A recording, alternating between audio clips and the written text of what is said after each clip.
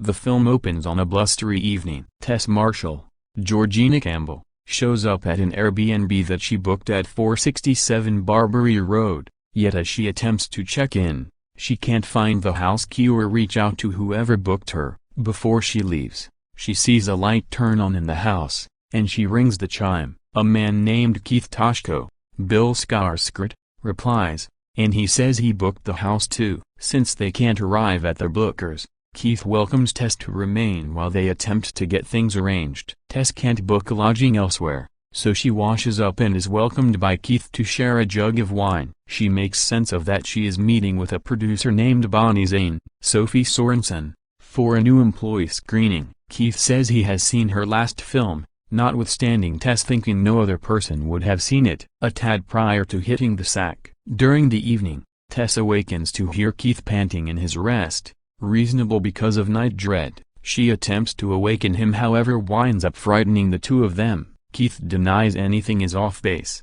The following day, Tess goes for her meeting. As she ventures outside, she is shocked to see that the wide range of various houses encompassing the Airbnb appear to be deserted and broken down. Tess then, at that point, goes to meet Bonnie at the cafe. Copyright. Everything works out in a good way until Tess specifies where she is remaining, and Bonnie cautions her to leave rapidly. At the point when Tess gets back to the house, a man named Andre, Jamie's steward, pursues her and advises her to escape the house. Albeit a piece frightened, Tess continues on ahead and winds up going down toward the cellar. The entryway locks behind her, and she has left her telephone on the kitchen table. She then, at that point, finds a rope connected to the wall and tracks down a mystery access to a passage. Notwithstanding some underlying reluctance, Tess goes into the passage for a tad. She runs over a room with a bed, a camera, and a horrendous imprint on the wall,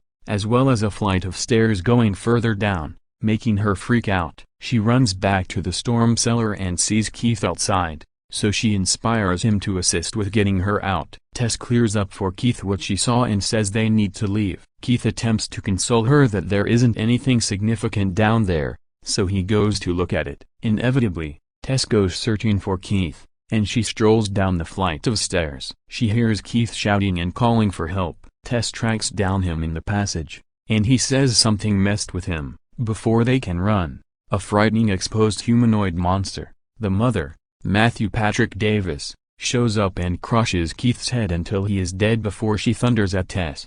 An undisclosed measure of time later, screenwriter Edge Gilbride, Justin Long, is driving when he gets a call from his partners. They let him know he is being dropped from their most recent venture on the grounds that a lady is charging that Edge assaulted her. He keeps up with his guiltlessness, yet even his bookkeeper drops him from portrayal. Edge later goes out with a companion, everything except inside and out, conceding that he constrained the lady into sex. Edge later leaves state to the house he is leasing, which happens to likewise be the Barbary house. He shows up and tracks down Tess prior to going into the cellar to explore. He is found and pursued by the mother before he falls into a pit where Tess is being kept too. Bounce back to at some point in the 80s, when Barbary Road was brimming with occupants. A man named Plain, Richard Brake, who lives in a similar house, goes to a store to get child items. He then, at that point, recognizes a young lady and follows her back to her home. Forthright dresses as a man from the electric organization to get inside her home and open her restroom window. At the point when he gets back,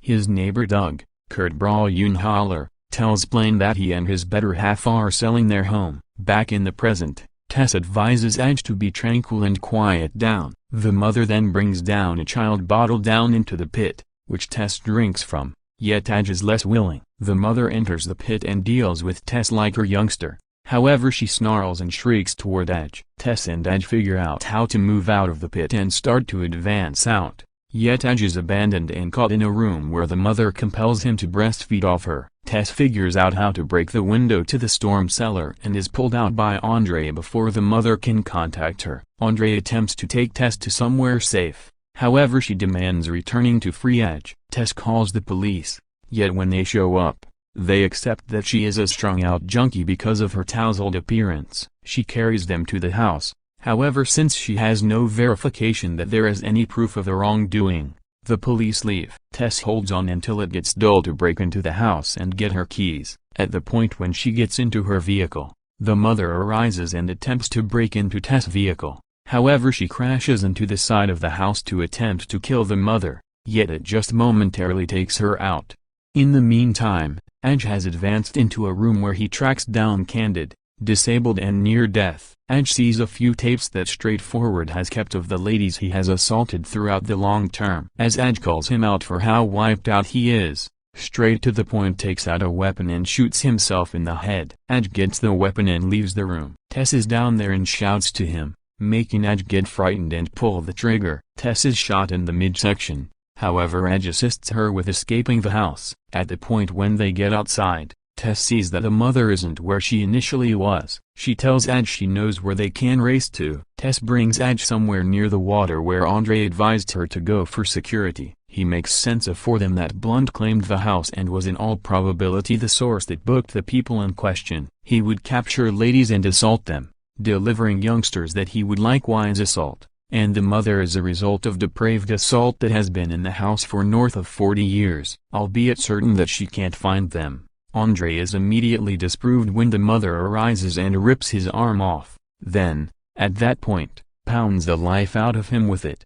Tess and Aj run for well-being and advance up a water tower. Aj drops the weapon similarly as the mother begins getting up to speed to them. Aj figures he can vindicate himself and save the two of them a broken bar, so he snatches Tess and loses her the pinnacle, realizing the mother will intuitively pursue her child. Aj runs down and sees the mother apparently dead. Similarly, as he attempts to legitimize his activities to Tess, the mother springs back up and gouges Aj's eyes out with her thumbs prior to breaking his head in two. The mother then creeps over to sustain Tess, who gets the firearm. She has a slight look of regret all over before she pulls the trigger. Tess then, at that point, gets up and leaves the region to certainly stand out.